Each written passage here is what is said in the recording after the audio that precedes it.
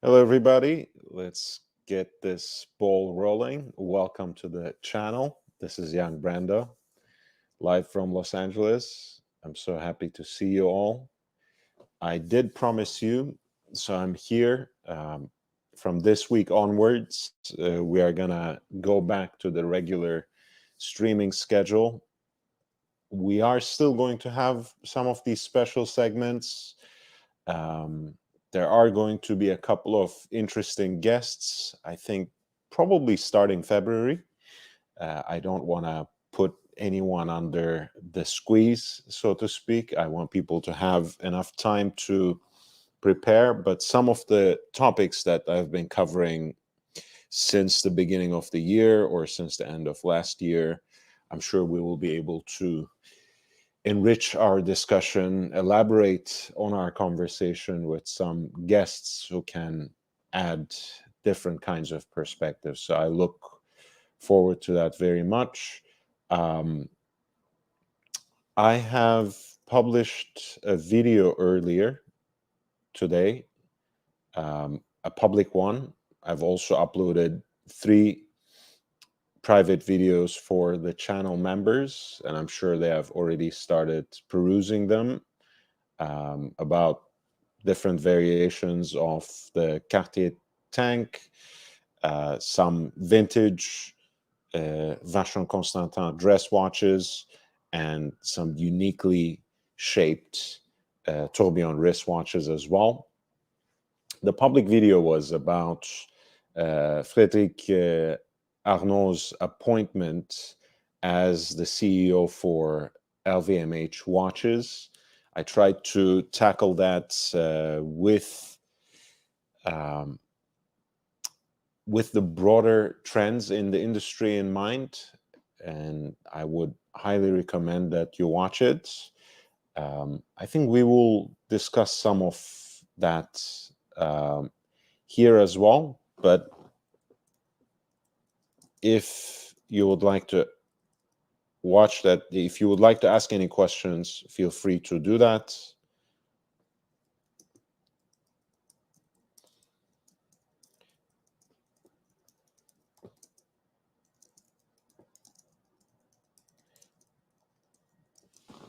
But I think the self-standing video should also be quite interesting to anyone who has been following that particular development, even with some interest, I guess, in the whole succession battle, the whole drama of succession that surrounds the luxury giant, because at the end of the day, there were 2 brothers who were working specifically on watches, on watchmaking within the conglomerates. Um, Frederic was, of course, the CEO of Tag Heuer since 2020, working with Tag Heuer since 2017. And Jean Arnault was working with Louis Vuitton, the brand, directly, overseeing their watchmaking division and collaborating quite heavily with a series of independent watchmakers, in addition to his work in rehauling and reinvigorating, reintroducing the watches that Louis Vuitton itself produces. So check out that video, for which the link I posted um, right there in the chat. But if you have any questions in the meantime, feel free to send them over now as well. Now, I want to talk about a few things that I've been posting um,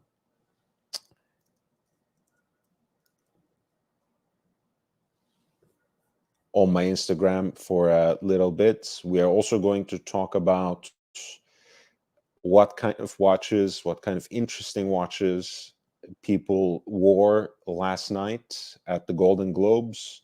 There are a few heavy hitters, a few interesting pieces, and a few others that just scream product placement. But in either case, this should be interesting. Rolex opened the year once again with a special edition. You know, they still shy away from calling these things limited editions. They are quite tight-lipped about the status of their exclusivity, but that much is clear, that this is going to be another very exclusive piece, perhaps already allocated in its entirety. For what it's worth, I think this is a beautiful version of one of their most iconic models, the Day-Date, the achievement watch, so to speak. This is one in 18 karat yellow gold, 36 millimeters in case diameter, and mounted on the president's bracelets, to which the design is almost inextricably bound. Now, Rolex has been supporting the Vienna Philharmonic Orchestra since 2008, and they have been the exclusive sponsor of their New Year's concert since 2009, which means that this year's concert on January 1st was, in fact, a celebration of the 15th anniversary of that collaboration as well. So Rolex wanted to recognize that. Rolex wanted to remark that by producing this exclusive piece, which in many ways is very similar to the so-called emoji Day-Dates. The special version of the Day-Date with the jigsaw puzzle dial. It employs the same methods of dial making, which is Chanlevin enamel, where the yellow gold blank, in this case, is basically etched with the pattern, and then the violin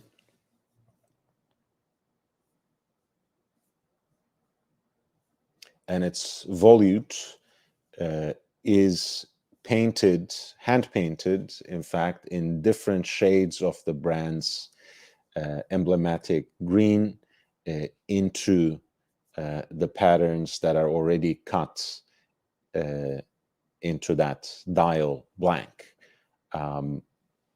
I guess in a very simplified way, you can say this is a kind of inlaying of an enamel painting.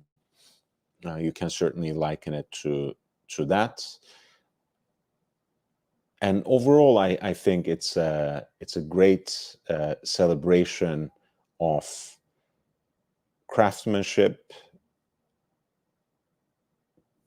because it is not only commemorating this long-standing collaboration with the Philharmonic, with the Vienna Philharmonic, but also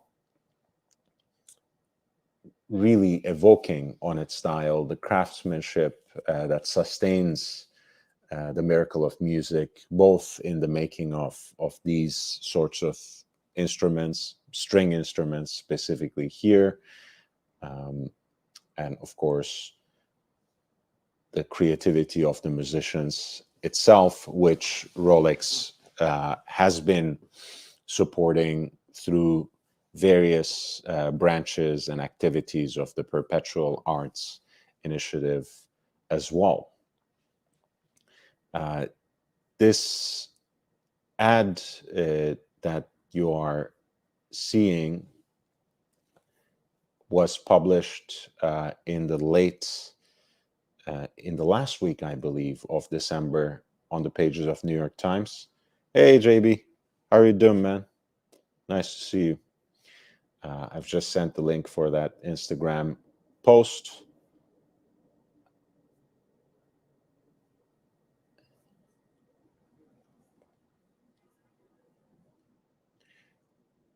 And Rolex basically revealed, unveiled the different details of this watch on January 1st, which is when the orchestra's customary New Year's concert is actually played, and with Rolex's support, also broadcast live. For my part, much as I like this dial, and much as I love these sorts of meaningful special editions without abusing their specialty, exclusivity, their limited nature, I was hoping that this could be an opportunity for Rolex to bring back their famous wood dials, right? How cool would it be if they actually did this with like wood marqueterie or some sort of inlaying technique where they use different shades and or different species of wood that are used in the making of a string instrument, specifically of a violin, on the dial of the watch. I think that would have been even cooler. I think this is still absolutely stunning. People love the combination green and gold when it comes to Rolex. I think this is bound to be a hit, even if it is quite exclusive. It's just very exciting to see different shades of green on the same dial in this particularly artful way. So it's not that I'm necessarily complaining or even nitpicking, but I thought this could have been an interesting excuse and a very appropriate occasion to see the return of wood dials. But I suppose all that speculation about the lack of stability that characterizes such dial material in the modern age may have some truth to them. Still, I really like what they have done here. I always like these sorts of special editions that actually commemorate, that actually remark, that actually reinscribe organic connections, long-standing collaborations, and clearly that is the relationship between Rolex and the Vienna Philharmonic Orchestra. I also always love the fact that Rolex steps a little bit outside of the box. I like it when they push the envelope a little bit. Of course, their strength still lies in their so-called professional line, in the sports watches that are building on the tradition of tool watches that Rolex has been rightly famous for and appreciated.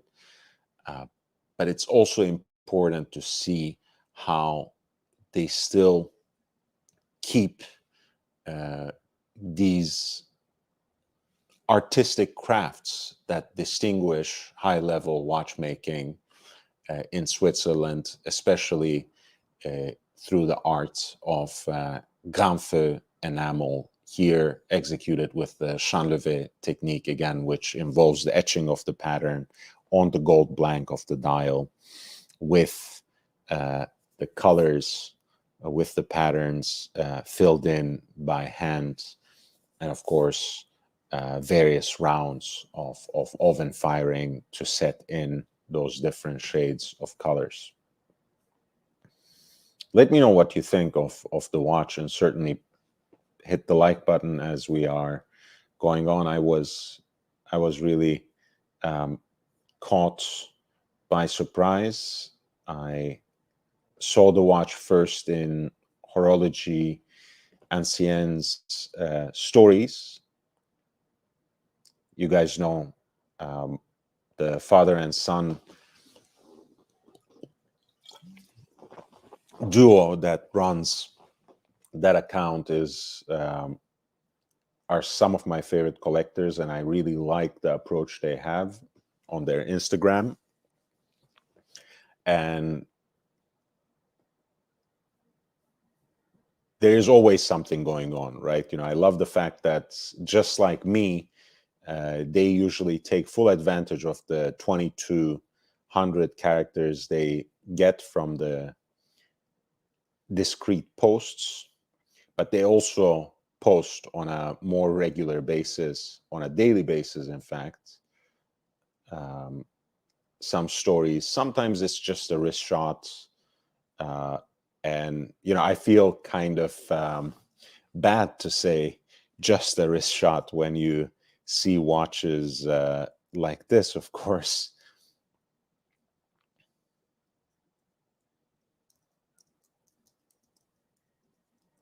But other times they talk about new releases, other kinds of news and developments that they have been exposed to in the world of watches. So that's fantastic. By the way, what you're looking at is, I believe, the first open worked version, correct me if I'm wrong, of the Omega Speedmaster from 1992.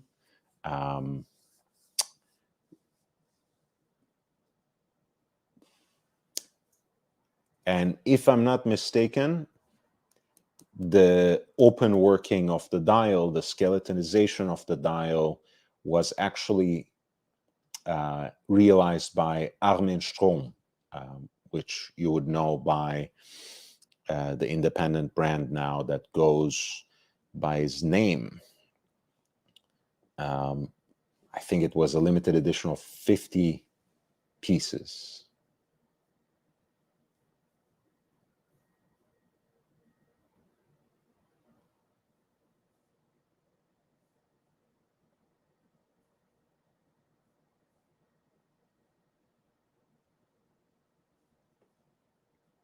In 18 karat yellow gold, of course, if there were any doubts. Yeah, so I highly recommend that you check out Horologie Ancienne, both in terms of the stories they post on a daily basis, but also the regular posts where they showcase 90% of the time some very exclusive piece from their own collection, which, by the way, includes jewelry pieces and more feminine watches as well. Some of the most exquisite Patek desk clocks, and also, once every so often, an example of a vintage watch advertisement, which has its own series, L'Art de la Persuasion. And they're probably the one that people mostly look forward to on a weekly basis is the Holy Grail series, which they usually put out on a Friday.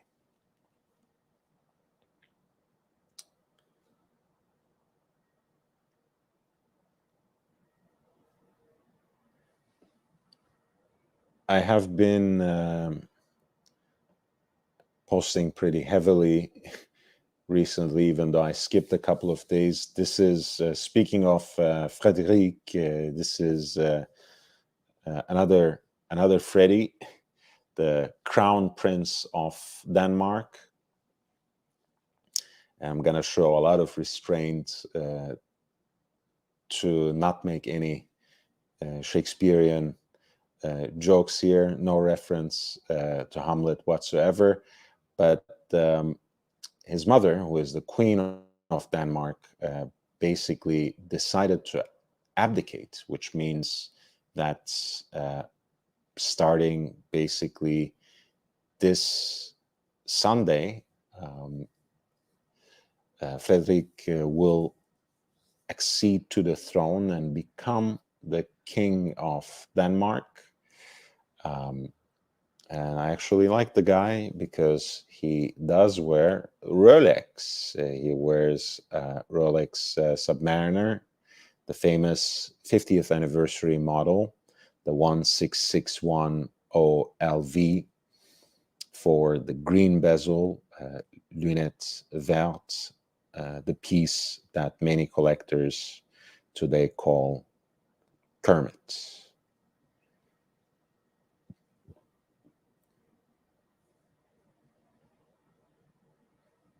Of course, this model goes all the way back to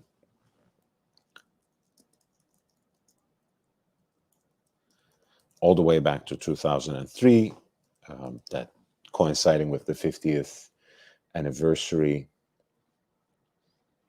of the Submariner as a model line within Rolex's catalog, and it was produced until 2010 when it was replaced by the Hulk, which was 11661 LV, and which not only marked the advent of the green bezel for this model, but also a green sunburst dial, which many collectors right now miss so dearly, since the Hulk itself was discontinued already some years back, in 2020. I mean, the pandemic genuinely messed up all our senses of time, my sense of time for sure. I can't believe it's been already 4 years. It's as if, you know, I always have to do a double take and do -2 or something, because I have most certainly lost at least a couple of years in that whole personal and professional mess. But thankfully, I'm in a better place now, and getting to be even better, of course, with your help and support. Yes, it's always nice to see these kinds of people who are otherwise quite discreet, and that's perhaps kind of a cognitive dissonance for a lot of people in the US, right? Because I see this repeated and regurgitated very often on YouTube, and especially on live streams, mostly from American collectors who keep saying, like, you know, quote unquote, rich people don't wear expensive watches. You know, rich people, affluent people don't wear Rolex, which of course is absolutely untrue. But it does, I think, the sentiment does come from something real, something factual, which is kind of unspoken, kind of an unspoken strategy among the American elite, who have, again, precisely the strategy of trying to mask their wealth and privilege. So in the US, yes, a certain group of elite people, a certain segment of the super rich would in fact forego wearing wristwatches, any branded clothing, or anything ostentatious or showy in the form of jewelry or accessories. And that's not because they embody some sort of imaginary of a Protestant ethic, or because they are otherwise humble or whatever else. It's because they don't want you to know how rich they are. It's as simple as that. Um, in Europe, things are a little different. In most other parts of the world, it's really different. But you know, wearing a discreet Rolex like this, which is something that you can presume is very intentionally chosen, is exactly something like someone like the Crown Prince of Denmark would do. Another person I know who wears, almost to the point of exclusivity, a 1661 OLV, the Submariner Kermit, is Andrea Agnelli, who was one of the heirs of the family that's behind Fiat and many other important Italian brands, and was up until the last year or two also heading the Serie A team Juventus. Martin Scorsese wears Submariner Kermit on a very regular basis.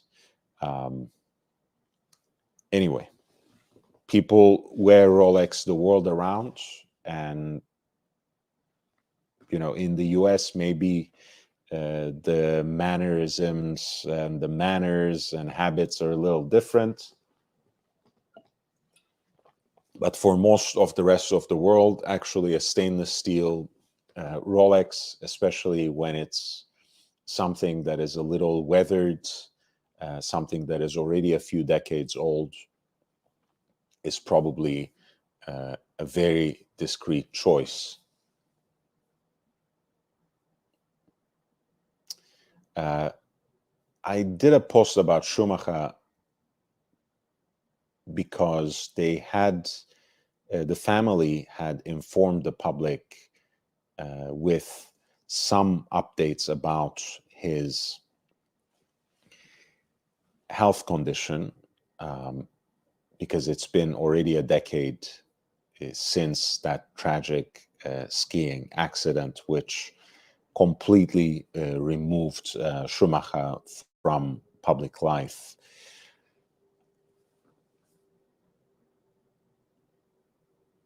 And that was about the Centigraphe Souverain F that was actually released first as a prototype that was basically given to Jean Todt, Michael Schumacher himself, and François Paul Jean.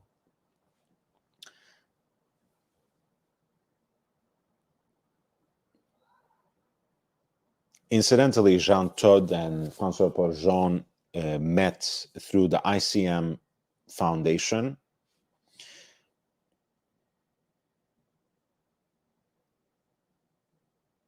And their conversation was, in fact, behind the conception of the Centigraphe Souverain as the ideal watch for car racing.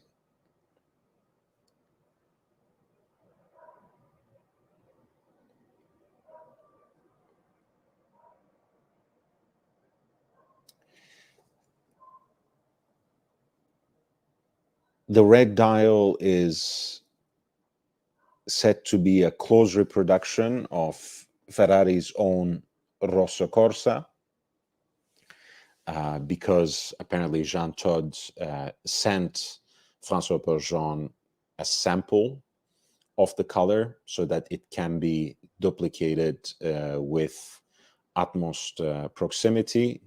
The hands, of course, are rendered in yellow, which evokes the yellow background of the logo, and the three personalized pieces for Todt, Schumacher, and Jean himself actually feature that logo at 12 o'clock, as well as the initials of the owner. This is Jean Todt's personal example, which was sold by Christie's when he was liquidating his, well, at least most of his watch collection with them in the fall of 2022, on November 6th, 2022 specifically. And this particular piece sold for almost 2 million Swiss francs in that auction. The production model is a little different, and it's something you can see here. I also managed to dig up my catalog from 2016, where this watch is presented, and there, you know, the description is very gingerly there, because the F is paraphrased as, or parsed as, formula simply, and the description does not make any reference to Ferrari or Jean's conversations with Jean Todt or anything of that sort. This is the collection book from 2016, and it just says Centigraphe Souverain F, the renowned Centigraphe Souverain, a chronograph that measures 1/100th of seconds, combines the universe of haute horology with the world of sports. The formula version further strengthens its ties with automobile racing. This very exclusive version, available on request only, has a red chrome dial, yellow hands, and 3 blackened silver registers that further accentuate the sporty look of the unique chronometer. The Centigraphe Souverain is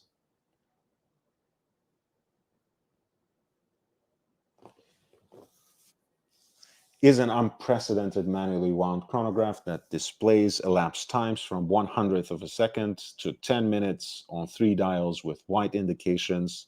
The tachymeter scales convert units of time into speeds ranging from 6 kilometer per hour, which is walking speed, to 36,000 kilometers per hour, a speed much greater than the escape velocity of a rocket.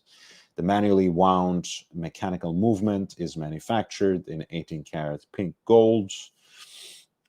This special edition of the Centigraphe Souverain F, available only with platinum case and bracelets, perfectly conveys the universe of automobile racing. Very, very fascinating.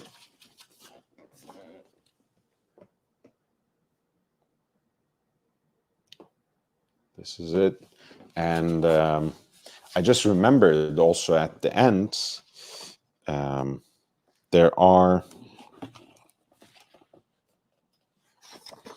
there's an accessories section which actually presents a series of fountain and roller ball pens cufflinks,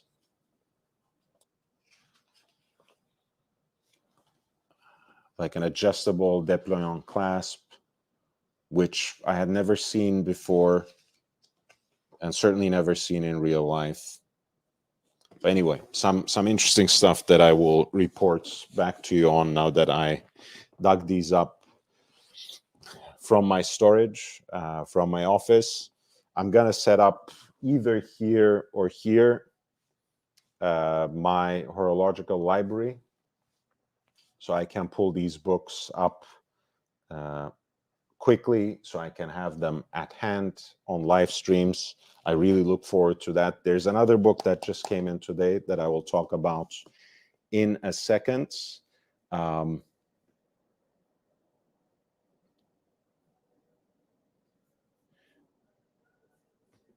Dark Child.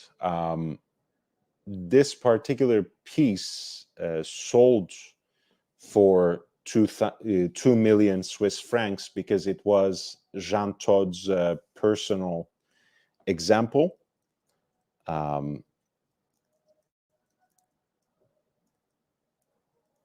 For something like that, that also has all these personalized details, like the prancing horse logo of the Scuderia, the sky is the limit, really. No one can know how far these things will go when they actually hit the docket. Now, the Centigraphe Souverain is a genuinely exclusive watch. It was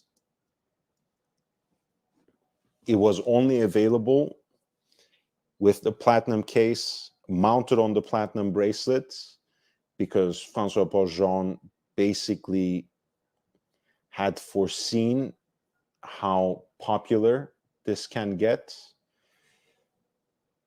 So even the more pedestrian versions, who may not be sprinkled with stardust, so to speak, will still set you back quite a bit.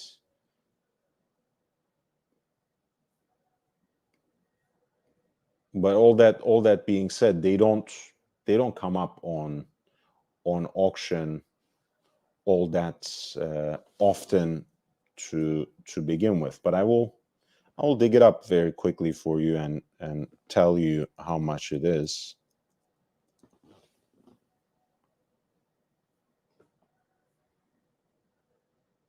Yeah, the last time something like that sold, it was $381,000 US.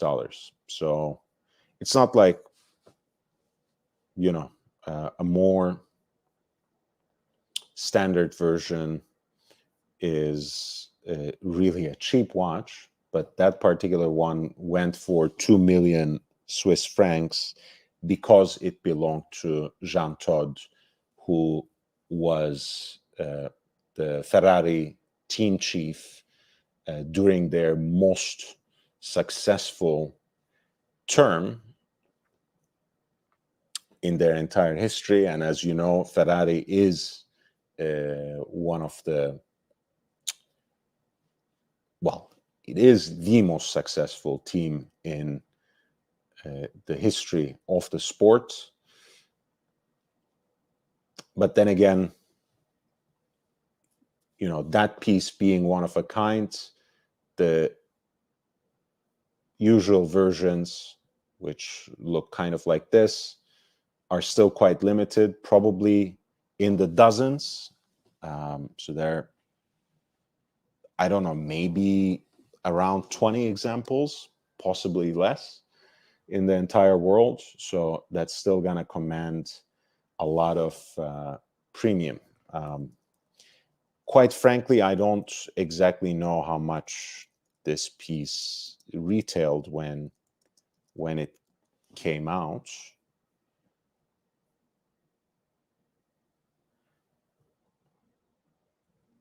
but I think it should have been somewhere around maybe 100, 125, 150,000, probably something like that when it was actually available.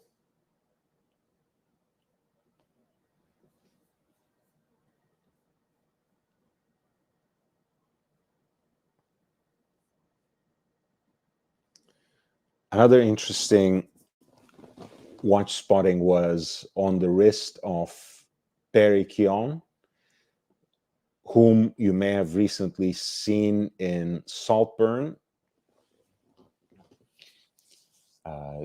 This was for the opening of the Louis Vuitton men's pop-up in West Hollywood. I think that pop-up is now open to public. It's like right across Cecconi's restaurant on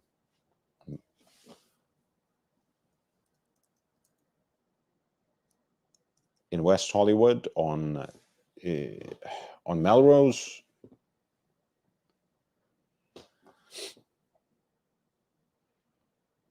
And it basically brings Pharrell Williams's vision of the collection to California. The whole place is actually designed like a Parisian bridge, so it's a very interesting environment. It's a very interesting atmosphere.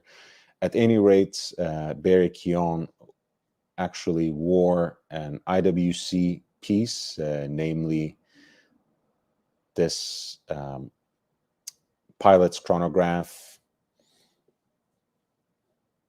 Lake Tahoe, the Top Gun edition, which is a bigger watch, by the way. I know more recently they have released a lot of their pieces as part of the Pilot's Watch 41 collection, which has been very popular, and rightly so, because they are more wearable, moving away a little bit from the big Pilot aesthetic. This watch is a little bigger, and at least for now, there are no smaller versions of the Lake Tahoe, which is the name they give to the white ceramic or ceratanium. That is their particular alloy of ceramic and titanium. But it's a very unique watch, and I would say it's a very cool watch, even though IWC is far from being one of my favorite brands. But this is, I think they do ceramic really well, and compared to the kinds of prices and exclusivity that surrounds, for example, Audemars Piguet's ceramic releases, their ceramic watches, I think this is a relatively compelling proposition as well, because something like this sets you back less than $12,000. I think it's $11,700 before tax. But of course, it's white ceramic with titanium pushers and crown, as well as the case back. It's mounted on a white rubber band, and I think it also has a titanium buckle. Pretty cool piece. I like it. Again, IWC not being particularly my favorites, I do appreciate what they have been doing there. The Pilot 41 line, I think, already has three different ceramic versions, even though they are called Pilot 41. The cases, I think, scale right under 42 millimeters, if I'm not mistaken. It's more like 41.9 rather than a 41 millimeter. So if that is a problem, you should always stop by an IWC boutique and try. But they already have in that lineup the black one, kind of like a khaki brown, and also a blue as well. All of which I think, again, are very, very interesting, very compelling.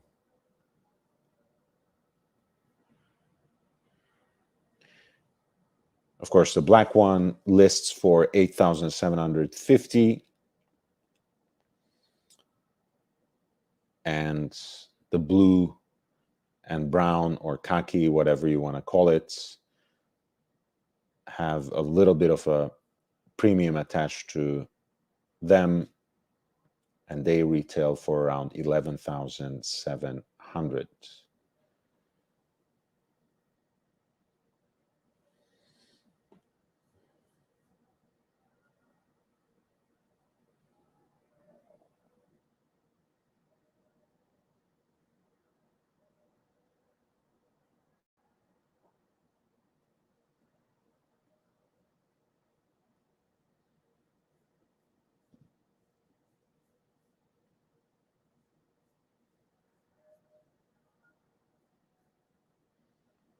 Speaking of Jean Todt, I was also able to dig up this photo of him where he was still the president of FIA, the International Motorsports Federation, basically, that is in charge of Formula One. He was resident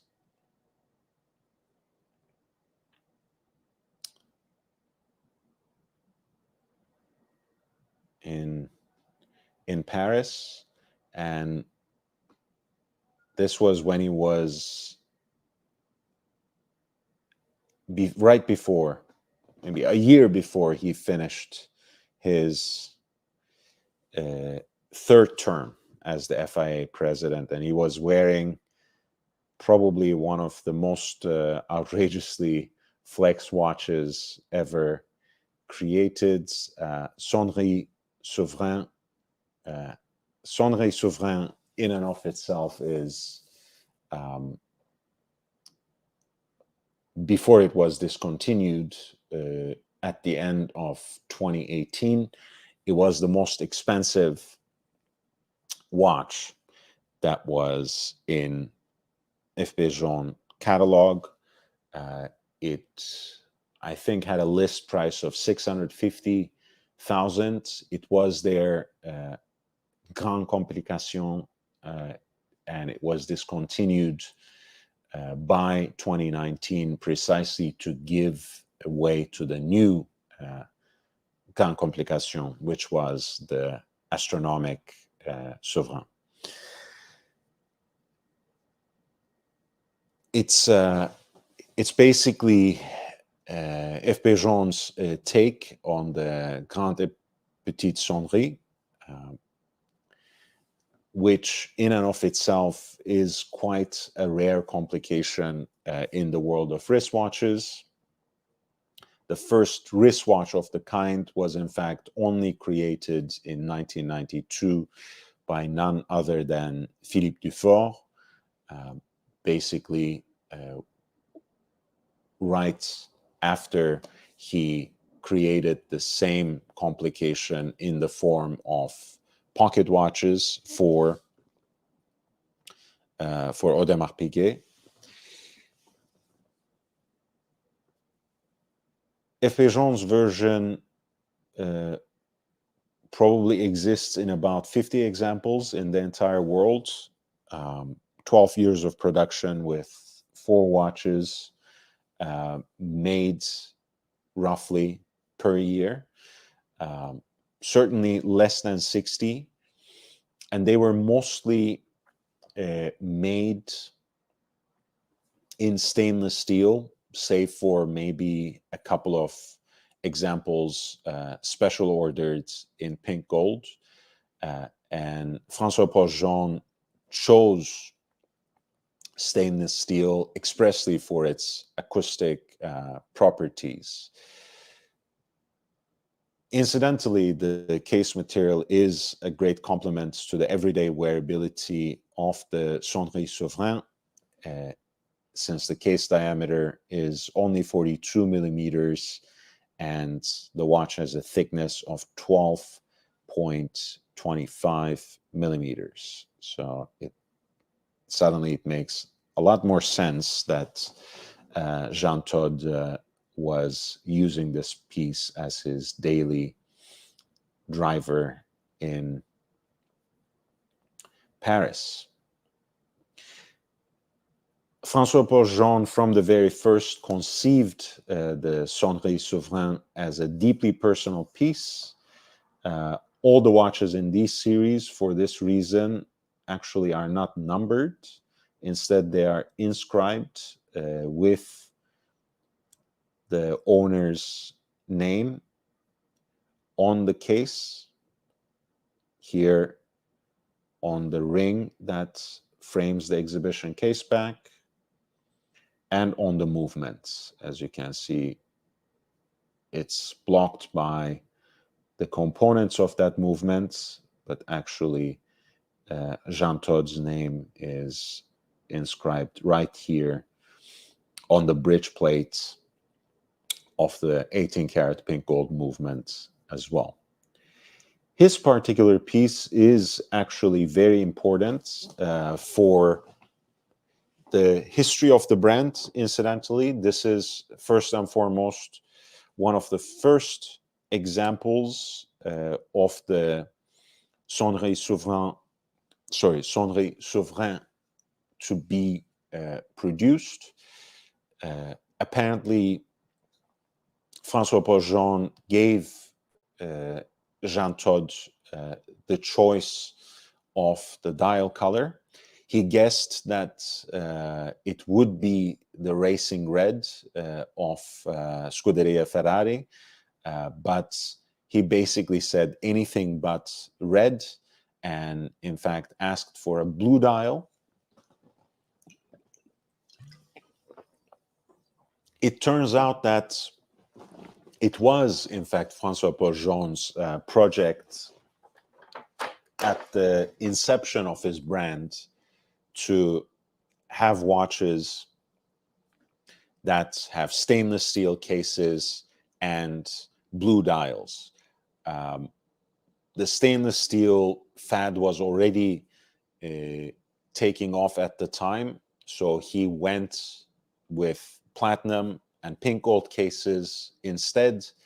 As for the blue dial, at the time, his dial maker just couldn't get the color right, so he had to shelve that project, which was revived when they were preparing this metallic, mirror-polished petrol blue dial for Jean Todt's example of the Sonnerie Souverain.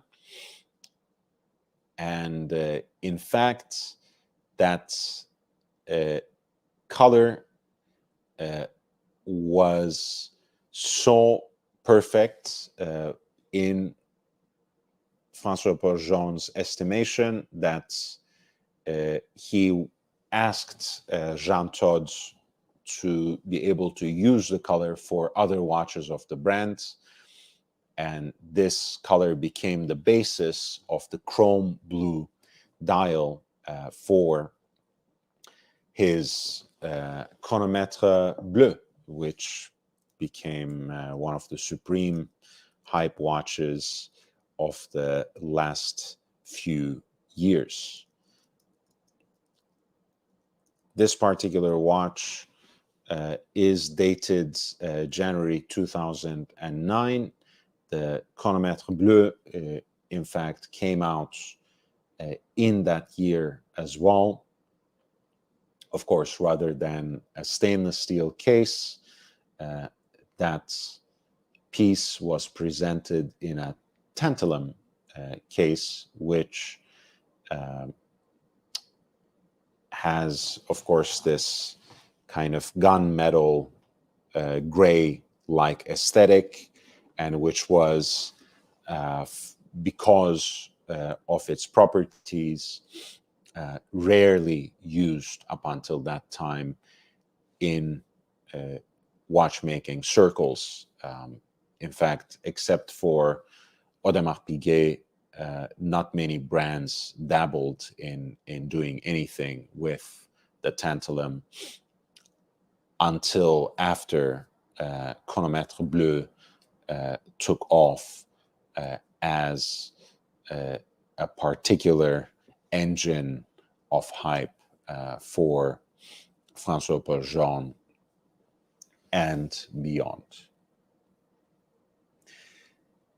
In addition to the personalized inscriptions on the caseback and on the bridge of the movement, this piece also has a badge emblazoned on that special petrol blue dial, and that badge commemorates the 7th Constructors' Championship that was achieved under Jean Todt's leadership for Scuderia Ferrari. And the caseback ring, furthermore, is inscribed with the Latin translation of the phrase that is attributed to Hippocrates. I think that's how you say it in English. Ars longa, vita brevis. Skillfulness takes time and life is short. And it also says, for Jean Todt, ab imo pectore, from the bottom of my heart.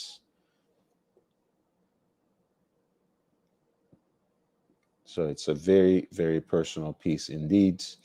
This watch was, in fact, one of the most valuable pieces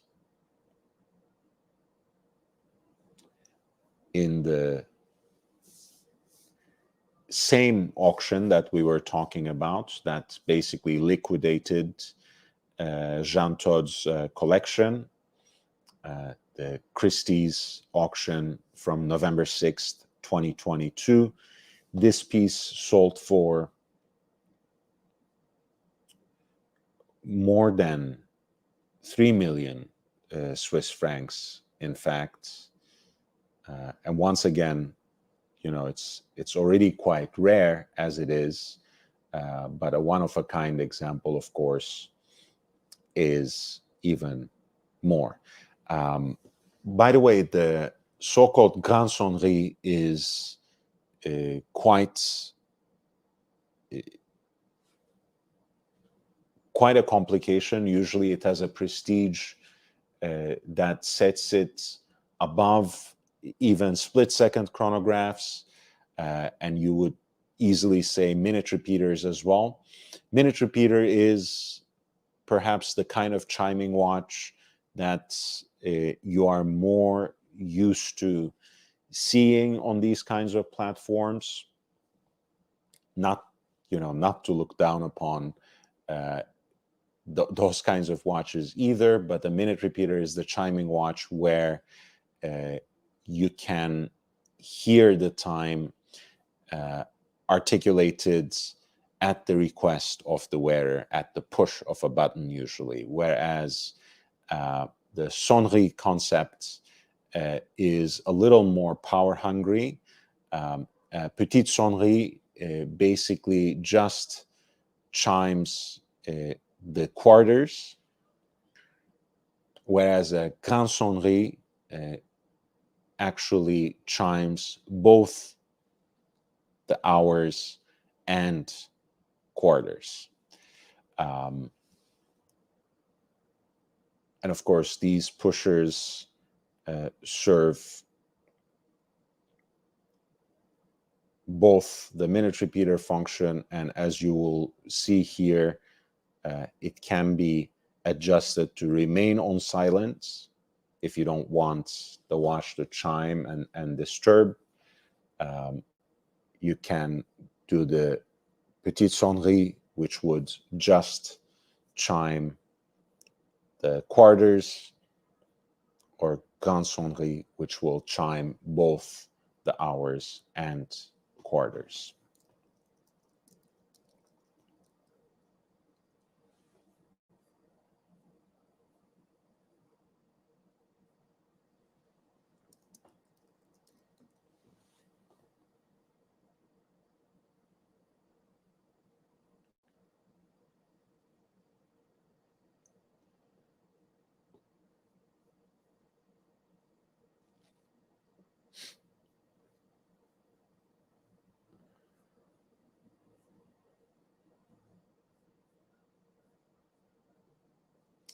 Making our way to the Golden Globe ceremony from yesterday night,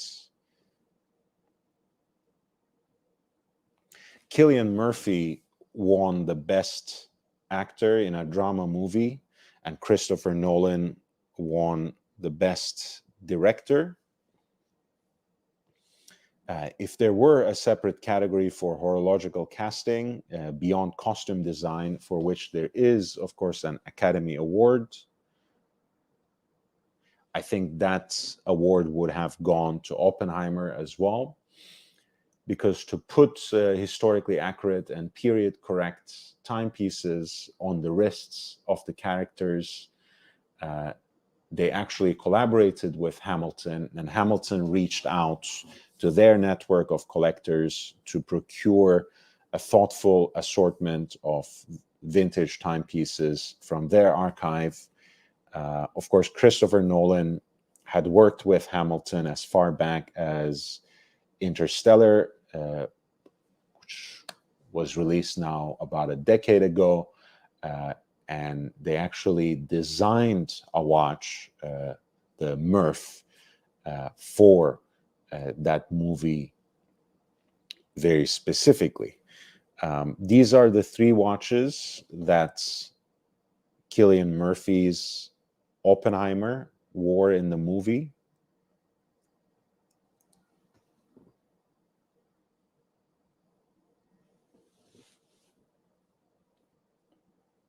A Cushion B, which is on the left, a Lexington at the center, and on the right there's an Endicott.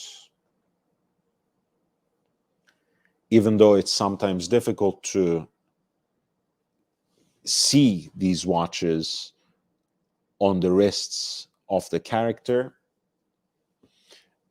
these were in fact the three watches supplied by Hamilton for Cillian Murphy to wear as Oppenheimer for the movie. Matt Damon's character, Lieutenant General Leslie Groves Jr., also wore Hamilton pieces, namely these two specific watches, the military ordnance on the left and piping rock on the right. And Emily Blunt, who was playing Robert Oppenheimer's wife, Kitty Oppenheimer, wore this Lady Hamilton A2, which was also supplied by the brand. Incidentally, I did a very interesting interview, a collector's conversation with one of the most prominent American collectors of the brand, of Hamilton. So if you want to take a look at that,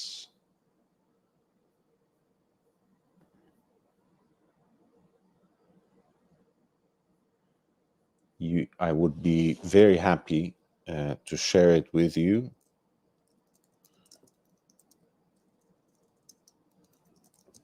It was an absolute pleasure to host Gerard. I think it's been already a few months since that happened, but here's the link if you would like to check it. Hey, Stephen, nice to see you. Nice to see you. And Ace is full. Welcome to the channel.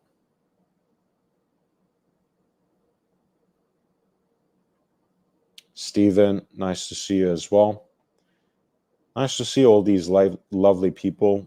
Please hit the like button if you can.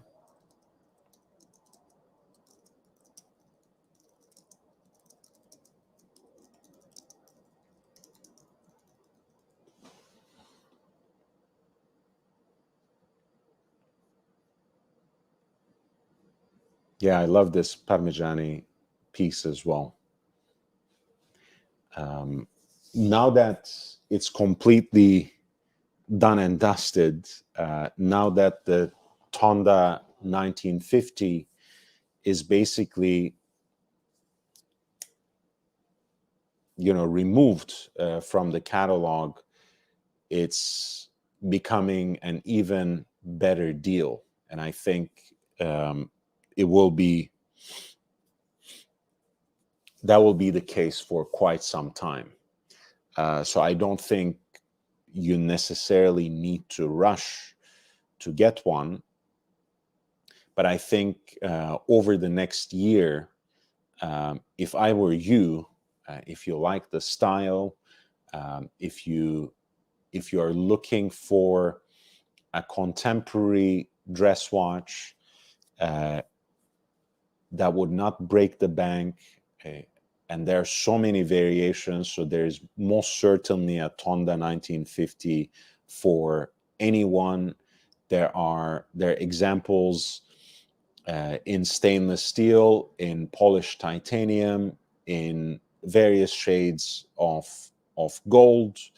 There are examples of it with meteorite dials that have galvanically processed or quote unquote applied colors, quite stunning, which I think is one thing that is missing from the meteorite dials in Rolex's collection. I believe the neutral treatment that Rolex gives the meteorite dials is probably the best way to give it stability, but it's not necessarily the most compelling visual representation. But anyway, coming back to the Parmigiani Fleurier Tonda 1950, I think it's a great contemporary dress watch. It's not too big. It's not too small. It is a very traditional design because of its round case, but the lugs are very distinctive and stylized. Some of these watches have really amazing dials, and they all have beautiful micro rotor movements as well, which I unfortunately did not include here as a photograph, but that both gives you, I think, a better aesthetic appreciation of the entire movement through the case back.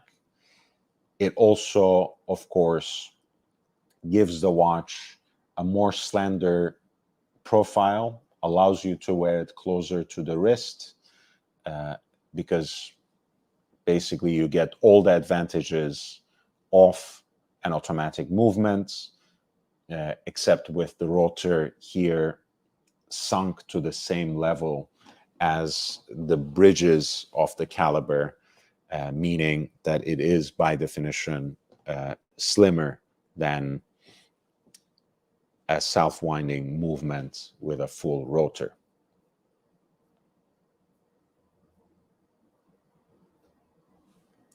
Here's a link to the Hamilton watches that's appeared in the Oppenheimer movie. If you would like to click and like that picture. And of course, before that, the post about Jean Todt's FP Jean Sonnery Sauvin.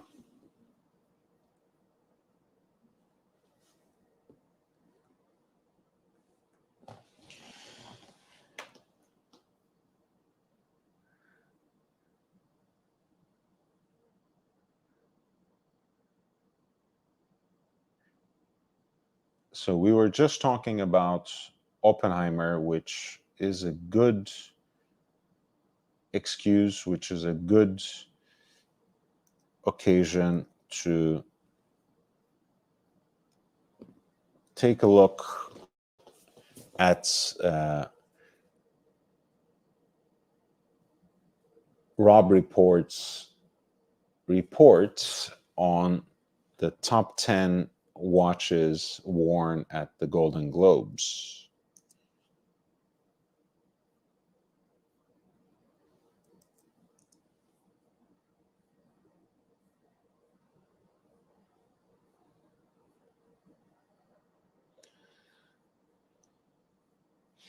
As Oppenheimer, Cillian Murphy may have worn Hamilton, vintage Hamilton, in fact, exclusively.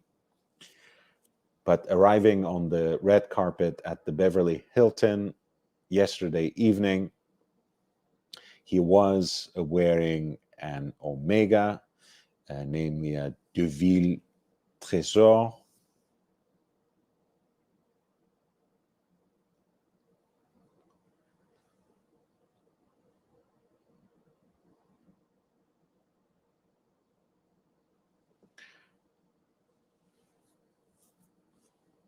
The watch features a 40 millimeter case made of 18 karat pink gold.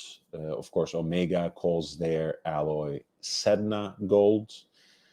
A domed burgundy dial, which I think is very nicely executed. And as you guys know, red, shades of red on watch dials are not very common and hardly realized in a pleasing way. I think this is one of the better instances. It's a nice dress piece with the small seconds appearing on a subdial at 6 o'clock. Pretty cool three-hander.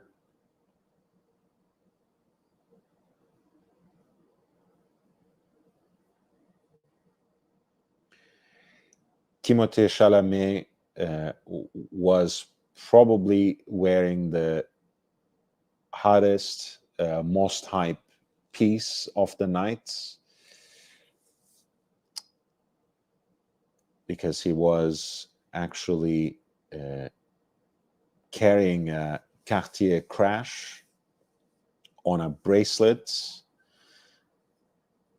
And this is also a limited version,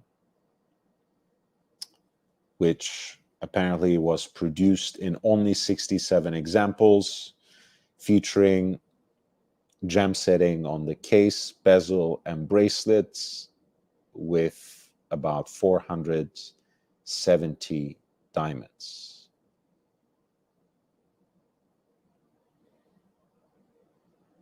So this was Cillian Murphy and his Omega Deville Trésor.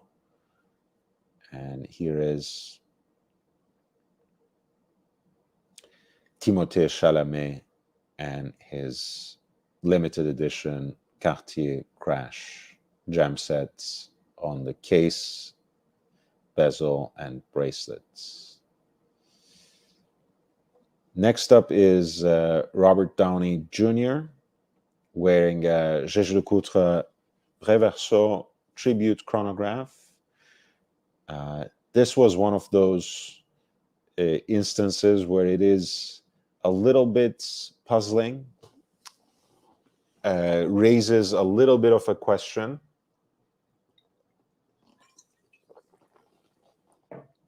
You might remember from some years back,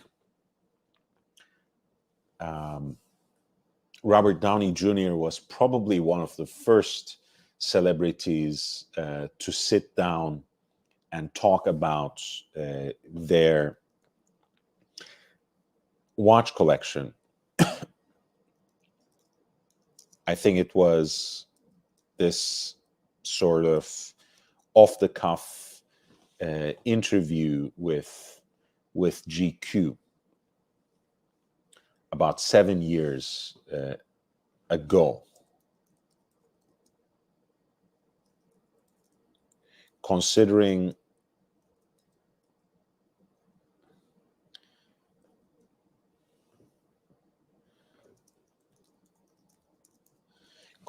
how the first episode of Talking Watches by Hodinkee is itself barely a decade old, I think. You can make out the rest. Anyway, he already had a few Jaeger-LeCoultre pieces at the time, Robert Downey Jr. that is. I think he had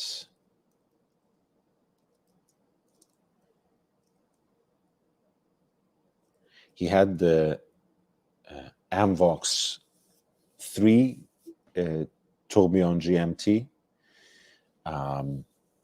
He has been photographed wearing various reversos too over the years.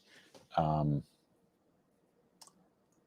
I don't know whether he is endorsed by Jaeger-LeCoultre. I don't know if he is an ambassador in the same way that Anya Taylor-Joy, Nicholas Hoult, and more recently Lenny Kravitz have been ambassadors of Jaeger-LeCoultre, but he was most certainly wearing the Reverso Tribute chronograph, which was proudly advertised or seized upon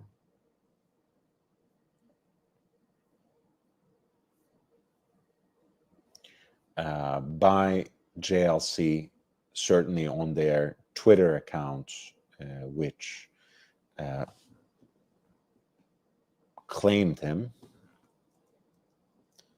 Let me pull that up as well while I'm at it. So I'm guessing that it wasn't just a coincidence, right? Since they themselves posted about it, and you can make out the rather loose way that he wears it. I have a sense that it's not, perhaps it's a loaner. I'm not really sure, but in either case, I think it's a cool looking watch, and it can most certainly actually belong to his collection, but it may have been a loaner as well.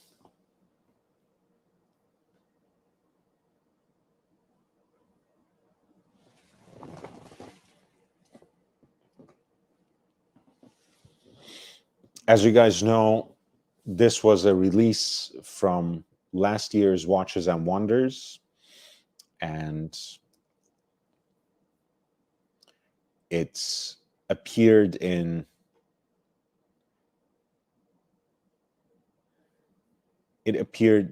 both stainless steel and pink gold. Of course, the origins of JLC's reverso chronograph goes back to the 90s, namely to 1999, where they made a run of 500 examples of the chronograph with the retrogrades minute hand in 18 karat 5N pink gold. This particular version is kind of an update, kind of an upgrade, because it has basically the time on both dials, on both faces. It has a more extended power reserve as well, and a very simplified, minimalistic aesthetic that is enhanced by the two-hander time display on the recto face, as well as the chronograph pushers, which sit very flush to the right flank of the case. So there's a lot that I like about this re-edition, and there's a lot more that I prefer about the original run of limited pieces that Jaeger-LeCoultre released in the 90s. If you want to hear about that and more, and anything and everything Reverso, please do check out the episode that I prepared of my references and auction results on the Reverso, which was broadcast actually just last Friday. Can't believe it. I can't believe it.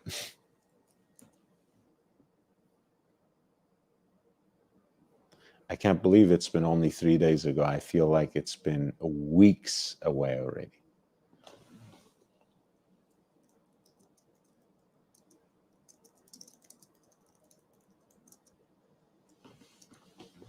So feel free to check out that episode.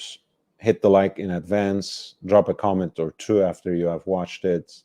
I would really like to hear more about what you think. And if you have any suggestions or recommendations for future episodes, any directions on how I should perhaps expand on watches that I've already covered in some way in those segments, feel free to write to me, and the comments of the YouTube videos themselves are as good of a platform as ever.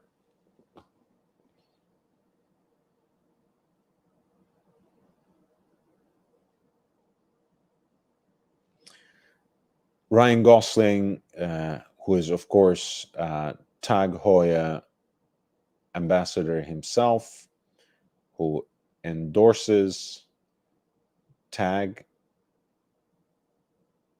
he was wearing a TAG Heuer Carrera date. I mean, it's a nice enough watch, just time and dates. But I always have an allergy of sorts for the use of these kinds of sub brands or model lines for something they're not. Breitling does this with Navitimer sometimes. Like there are time-only Navitimers that are not chronographs.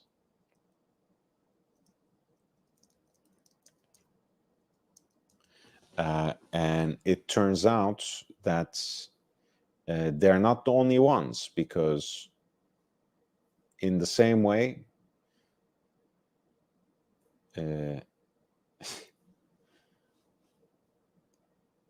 Tag Heuer has Carreras that are not chronographs, and it just doesn't make much sense to me. I think it's unnecessarily confusing. There's no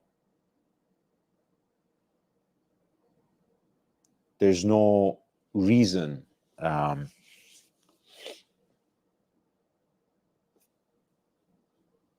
there's no reason as to why they shouldn't basically inaugurate a new line. But this more or less coincides with what I was talking about earlier in the day in that video about Frédéric Arnault's appointment as the CEO of LVMH watches.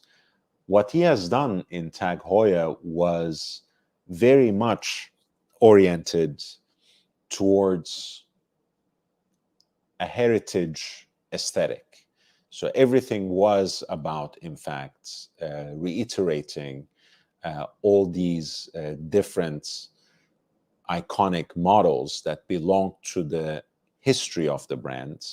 And Carrera, of course, is the brand, is the icon in so many ways that Tag Heuer still has. And he was rewarded for that by becoming the CEO of LVMH watches overall. That is a promotion.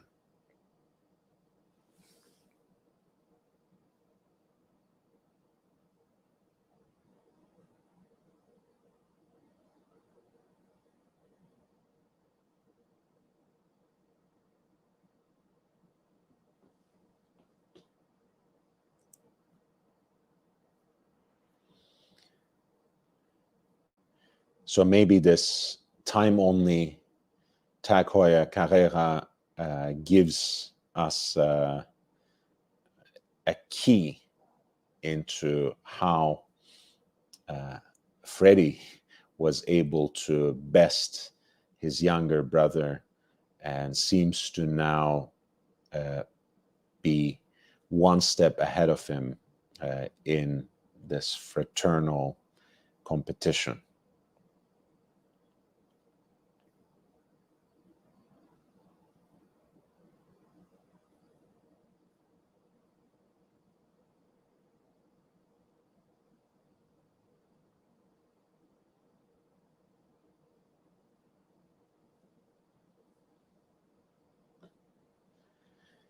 It's a 39 millimeter stainless steel case, silver sunburst dial, time and dates, sweep center seconds, and with a date window at 6 o'clock.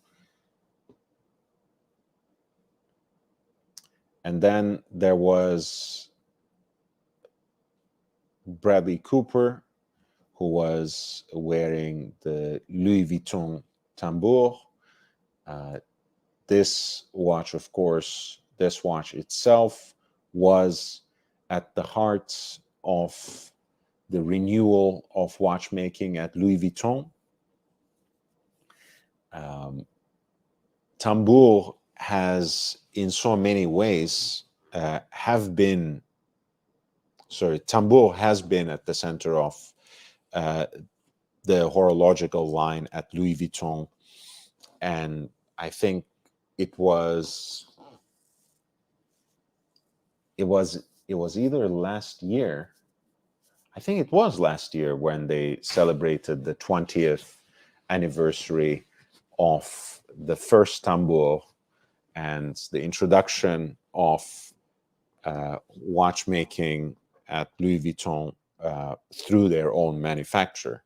So it only felt right that they would renew the entire line around the tambour, which came back as a much more streamlined, a slimmer watch that also comes on an integrated bracelet. I still haven't seen the watch in person. Everything that I've read about the watch comes from the usual suspects who are raving about it, and it's my gut instinct to mistrust them because they are paid for it, because they get free lunches out of it.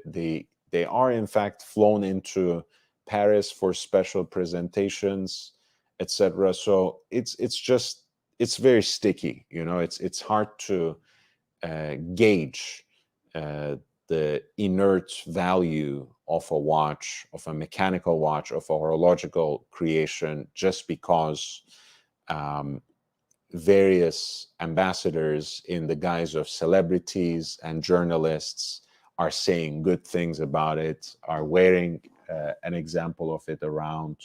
And in fact, the more I see those kinds of people wearing a watch like this, the more I get skeptical,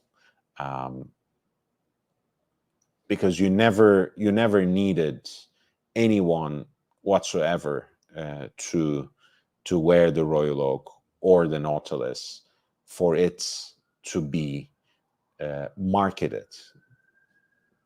It found its collector, it found its niche, and when time was right, both of those models also broke into the mainstream in their own way.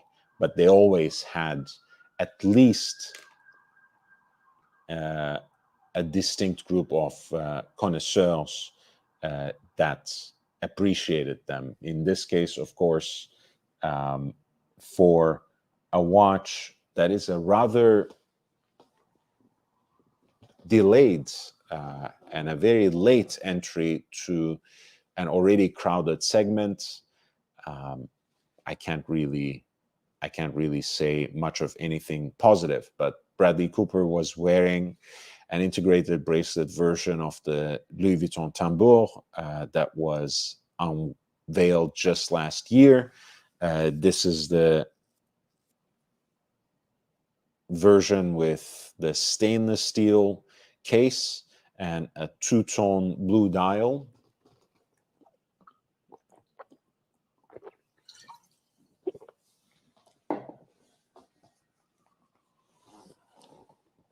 I will never get over the fact that the dial of this watch looks like Sartori Billard more than anything else.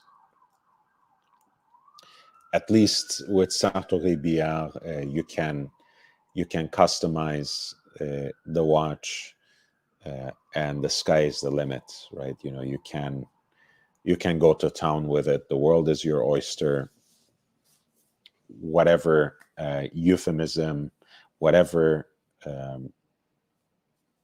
common phrase you want to use, here you're stuck with what to me looks like a very unbalanced integration of a perfectly round case and a very oddly shaped bracelet that reminds me of the antiquated design of the Moza Streamliner, which is another watch that I just can't appreciate at all. Kieran Culkin, I actually like this guy a lot. It's always younger brothers or older ones, for that matter, who have to linger in the shadow of their sibling, and they can never get out of it. Whereas Kieran Culkin had this consistent rise over the years, and especially since Succession became so popular, he has certainly surpassed his older brother as the hip Culkin brother, and last night he actually won the award for Best Actor in a TV Drama, and he was in fact wearing a new Carrera glassbox chronograph, which was just released last year after the 60th anniversary edition to breathe some new life into the Carrera product line, which is, I think, quite amazing. I actually like this piece quite a bit.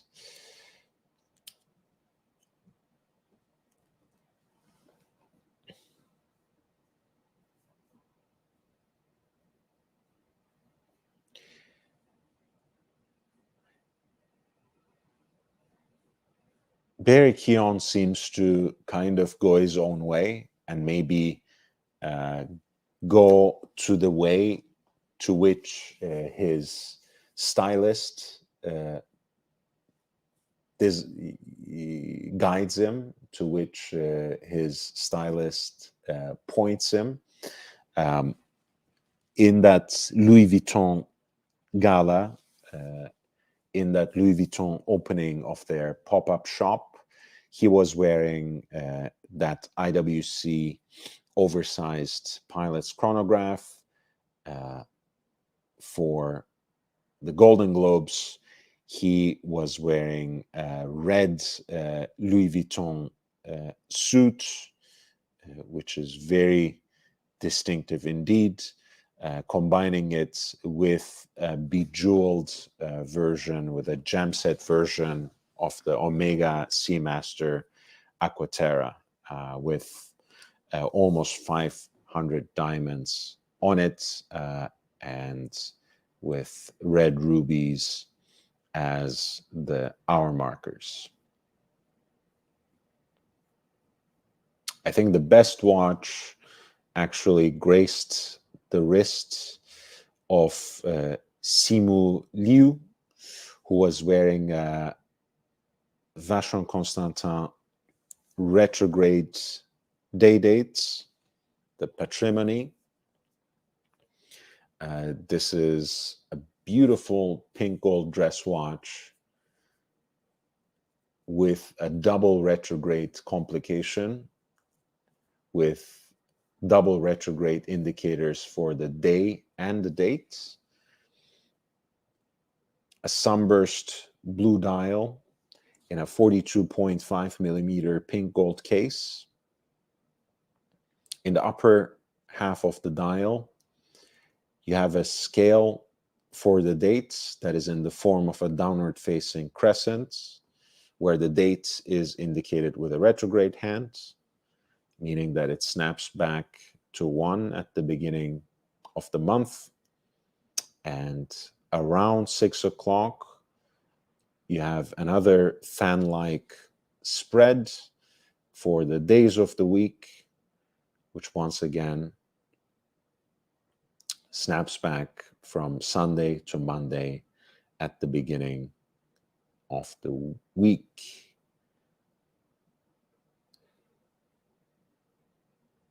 The indices are very beautifully and proportionally sized, and they are kind of dagger shaped.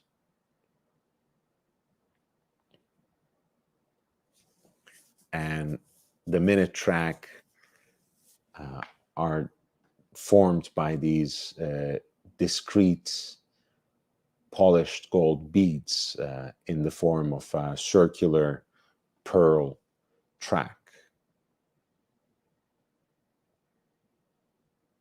Simu Liu was, of course, the rival Ken from last year's Barbie.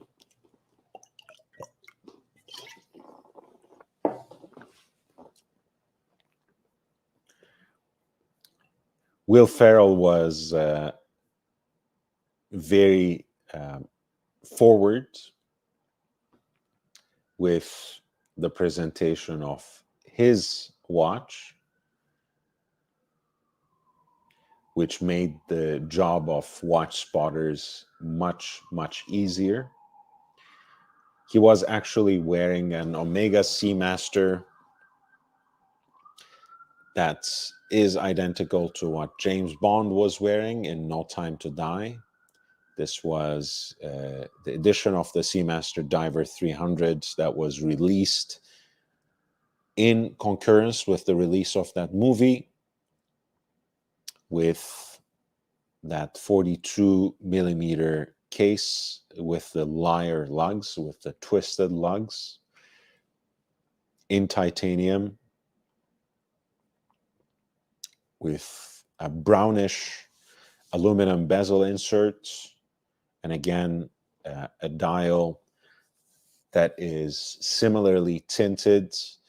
Overall, visually, a very vintage-oriented aesthetic, but also a very contemporary watch in the sense that it is a titanium sports watch. And as you know, that is all the rage since last year at least. But I think the trend will continue and perhaps even get stronger over the next couple of years or so. Hey, Hoff.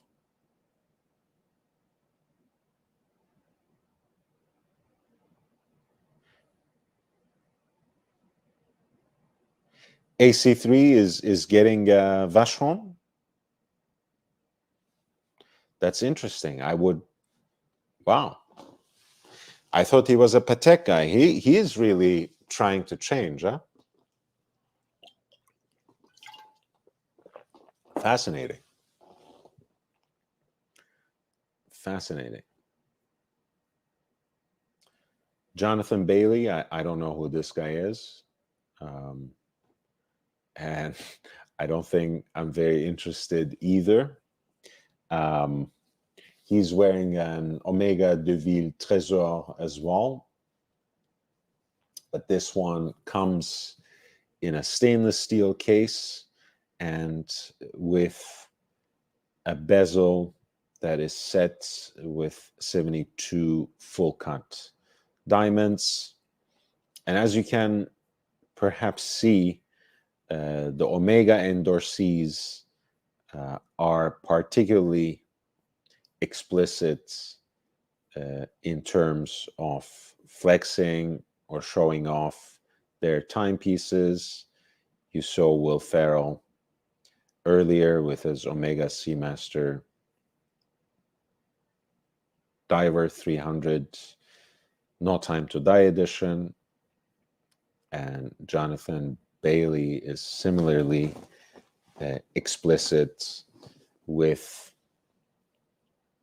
his showing of what he is wearing on his wrist, which is altogether negligible, to be honest. I'm sorry.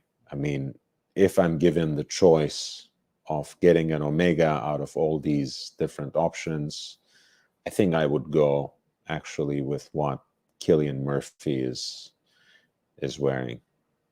I was never a Seamaster guy, so it doesn't really interest me.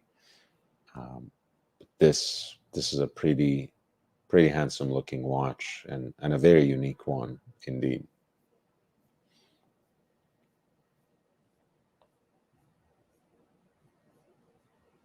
All right, so these were the 10 watches. Hey, Hoff. Thank you so much. Thank you so much. I appreciate you as well. Thank you for this generous super chat, $9.99. Happy New Year. Really appreciate the content lately and just wanted to show support. Thank you. So basically, AC3 Archie Luxury is getting a retrograde day date, Vacheron Constantin, in pink gold and a white dial. He has been value shopping.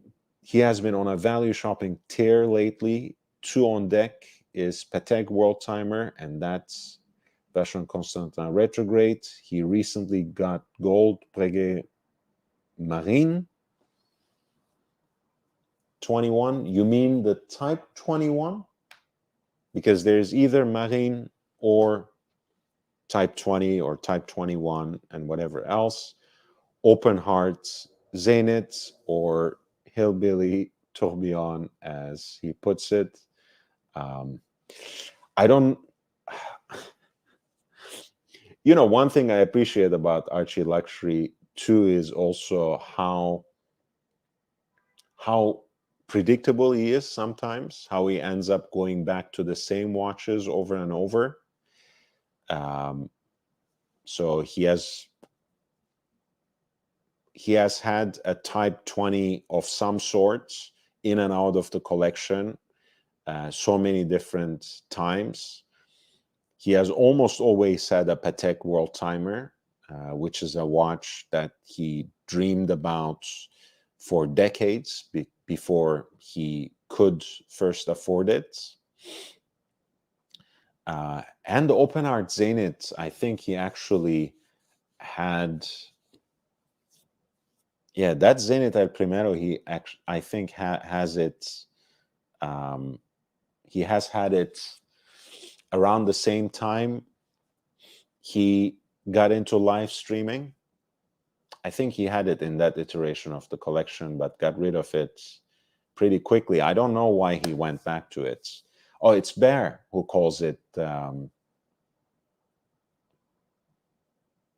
it's Bear who calls it Hillbilly Tourbillon. It's interesting. I don't know, Type 20 and Type 21 from Breguet are actually quite different watches, even though they are both styled as a pilot's chronograph.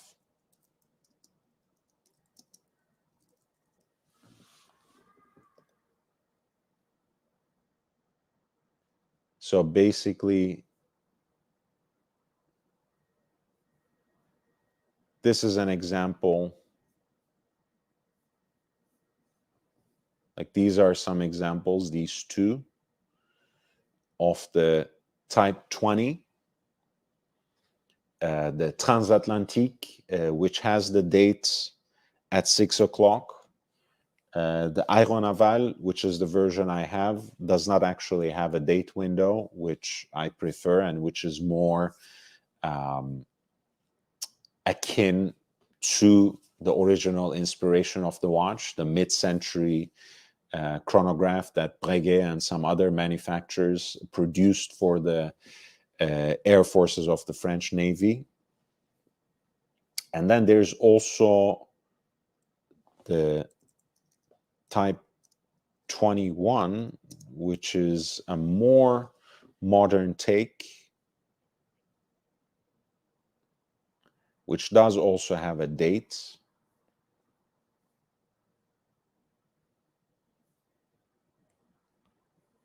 It's these two. But in this case, you basically have... Let me see if I can pull this up, actually.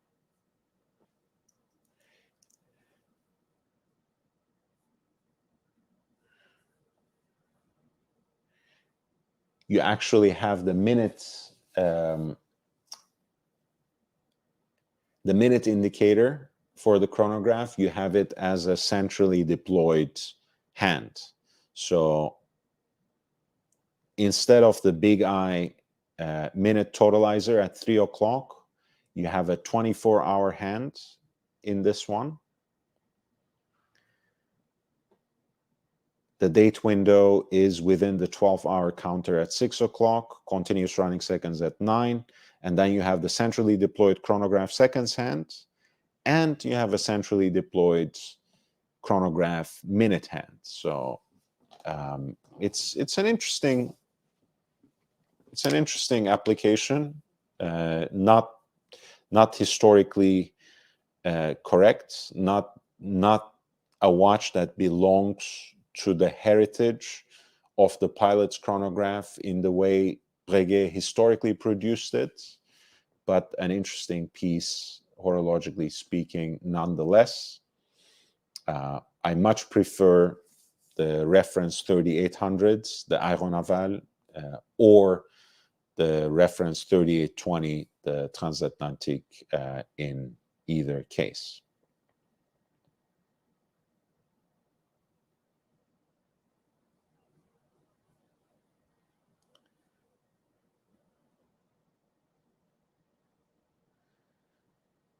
Yeah, frankly, I like them. I like them aesthetically, but I would never own anything from that line, including the more recent revival of the Type 20, except for something that actually looks like the real thing. Right? To me, these watches, as attractive as they are just too big, too modern for my liking, too much of a design by the committee. I mean, look, the reason that there's so much going on that dial, yet it remains legible, is by design, right? This was a watch in its origin produced according to military specifications. So it had the oversized Arabic numerals with luminous material against the backdrop of a black dial to make it legible. It had the big eye at 3 o'clock for the minute totalizer because that was the most important function of the watch, right? Because it not before it even served the navigational purpose on air, it was also a 15-minute counter, which was the time needed, the time necessary to get an aircraft ready to launch. And of course, once you're airborne, this was an actual tool. At the time, it was actually supplied for the pilots, where they would chart their path by measuring the amount of time they traveled in a certain direction. And that's where the flyback function comes in as well, because in a traditional chronograph, you have to press stop and reset and then start again to start timing the next interval, which is a big hassle and can make you lose a lot of time, and potentially, in the worst scenario, your life too, if this is in fact your only navigational tool.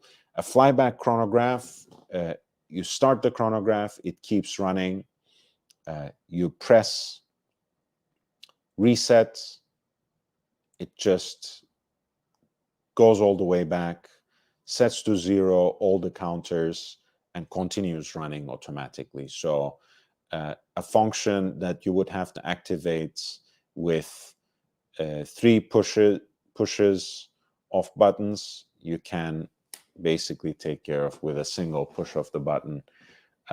So to see that kind of design recreated in this way, making the dial so messy, enlarging this watch in such an unnecessary way, and the compact dimensions and wearability of the Type 20 was really what set the Breguet Type 20 apart from its competition. And the fact that they went with this whole shtick of a high beat modern chronograph movement, where they could have gone with a rendition of the Lemania CH27. They are sitting literally on the Nouvelle Lemania manufacture. That's Breguet's factory today. Those are Breguet's facilities today. They are literally sitting on the legacy of probably the most iconic chronograph movement of the 20th century, a base that gave us the movements for the Moonwatch, the Omega 321, a base that gave us generations of Patek's perpetual calendar chronographs from 3970 to 5970 to chronographs by Breguet, by Patek, by Roger Dubuis, by Daniel Roth, so many others. I mean, you have that, work on it, decorate it to the most beautiful extent, maybe upgrade it in some ways. That will also give you, because thanks to its compact nature, also a smaller watch, a slimmer watch. It would have been perfect. They had so many great things that they could have done if they really wanted to eliminate the older version and go with something newer for the Type 20 line. So it's been a big disappointment. I thought over time I would warm up to it, that I would be more forgiving, but the more I think about it, the more I go back to it, the more it angers me. So it's not good for my health. You didn't take me off track. I'm supposed to have a shorter show today. I just wanted to be online because I promised a live stream today, which, and I'm always a man of my word. So if I make a promise, I have to deliver on it. So I could have probably closed if you didn't join even slightly earlier, but I would love to do a panel on the Lemania 5100. We can also look at some other vintage Hoya chronographs that build on Valjoux movements as well. And of course, that Valjoux caliber 72 base is also the engine of so many legendary chronographs of that time period too, from the Rolex Cosmograph Daytona to of course, so many Hoyas, the Universal Genève compacts of the time, especially the model that we remember today as the Nina Rindt. So yeah, we should do an episode on Hoya chronographs, and maybe the next episode of References and Auction Results can be on the Hoya Carrera or something. We'll take a look. I'll confer with my elders, with my collectors, with my inner circle, and I will most certainly report back. But beyond that, Hoff, you should always feel free to jump on the panel. You don't have to come announced either.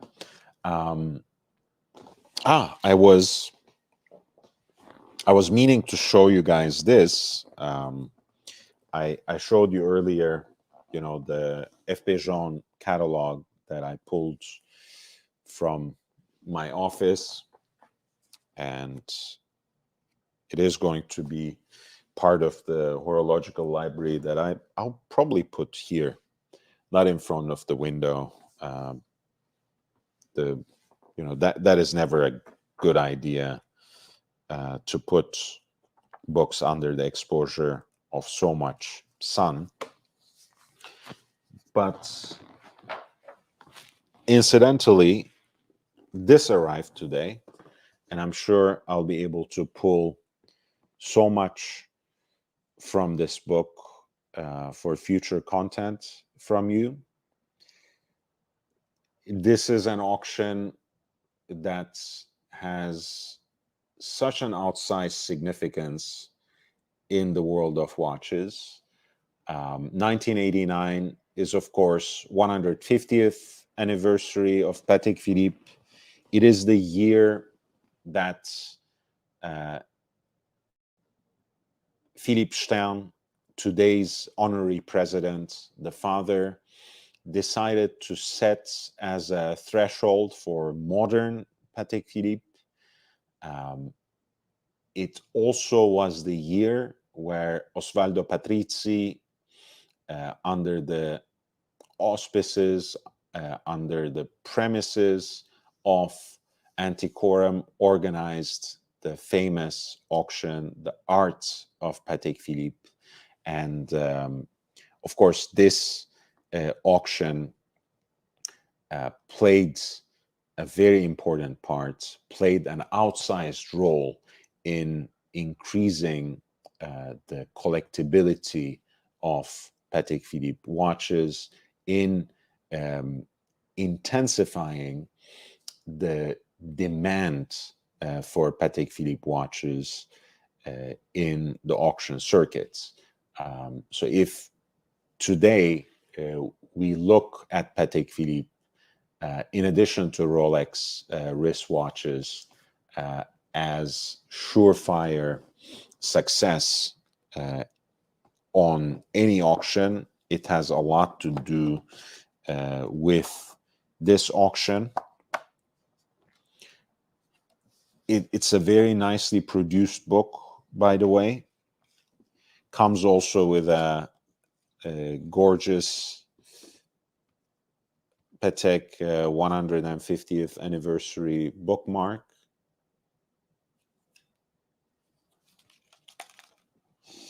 And of course, the listing of all the lots.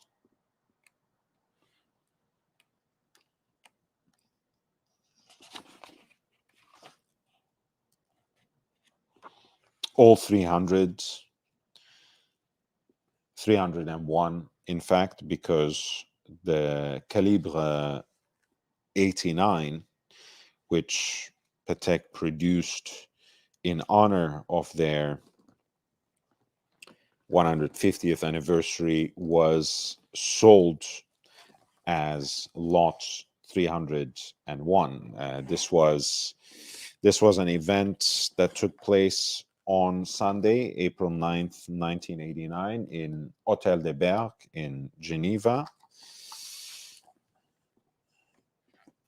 And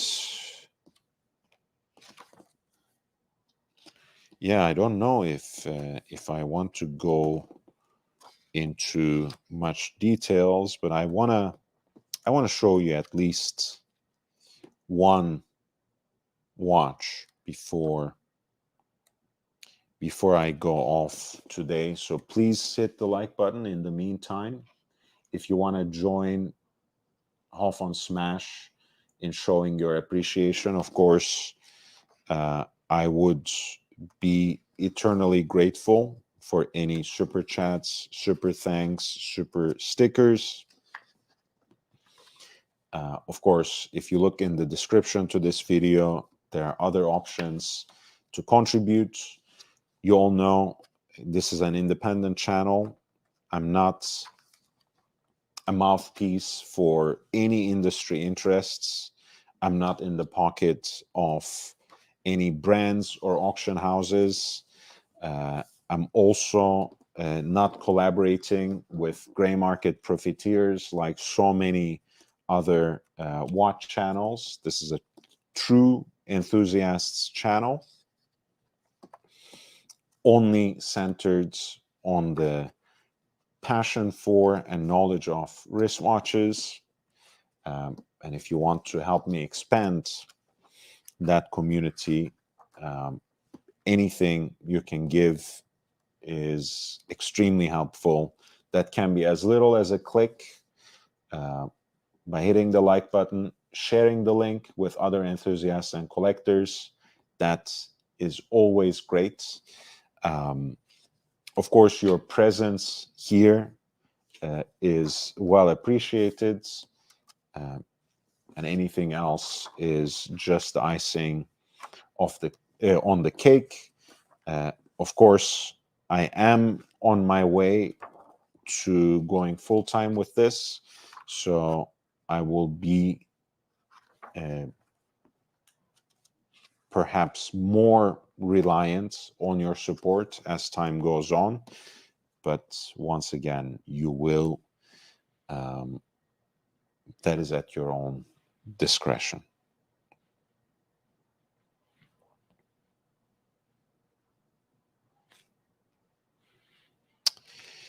This is actually a watch that I really like because it reminds me of a Vacheron Constantin watch that I really like, Lot 73 here. You guys know I go crazy about Vacheron Constantin reference 6694, the so-called Batman, the chronomètre royal, with this unique case shape, which more than a vintage watch seems to belong to the Batman's utility belts. And you have a similar piece here as Lot 73,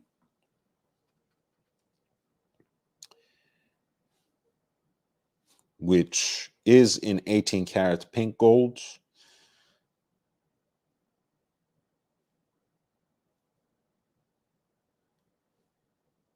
A reference 2548, sold in 1955,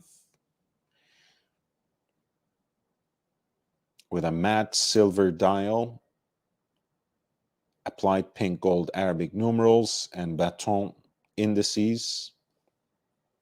Small seconds dial in the crosshair style at 6 o'clock, 33 millimeters in diameter. A movement that pivots on 18 jewels, has a lever escapement, a monometallic balance, a self-compensating Breguet balance spring, a micrometer regulator, and with a pre-auction estimate that is set between 6,000 to 8,000 Swiss francs. This is genuinely beautiful once again, right here.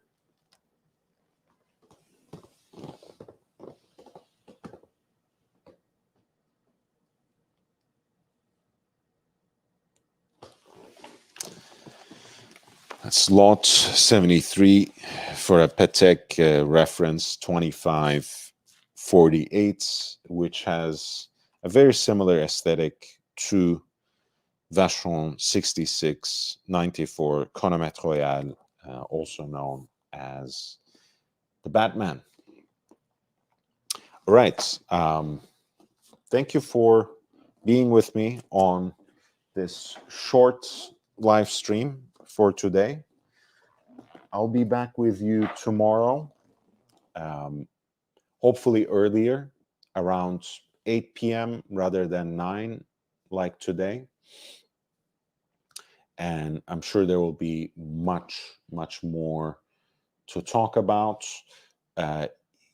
This is a time for the industry that's a little short on news. But as you guys know, this is a channel that operates in large part in its own universe. So I'm not necessarily bound to the news cycles of the industry. And I really look forward to coming back to you with both the regular live stream content as well as a more consistent level of shorter videos that are not exactly bite-sized, but present my takes on developments within the industry, ranging anywhere from 15 minutes to 30, 40 minutes even. As always, you will have the Wilf Hunter videos, those market digests that have a very specific focus, be it a particular complication, a specific model, an iconic design. Those videos are always there. And another way of helping the channel is, of course, by becoming a member, which will give you an access to 3 exclusive videos posted every week. And honestly, a lot of the videos that are public now will probably eventually go back and behind that wall that protects the inner circle, so to speak. So just something that I wanted to let you know that can be as early as next month, but probably it will happen by March, which means that the proportion of exclusive content will inevitably get larger and larger for that particular sector of the community that will have supported me with their generosity. And I will make sure to, in fact, diversify that content more and more as days go, and hopefully add a little more production value to it as well. So keep your eyes peeled. Thank you for your support and presence. I'll see you in the next one. But until then, stay safe, stay healthy, wear your watches and enjoy them. Don't forget to hit the like button before you sign out. Peace.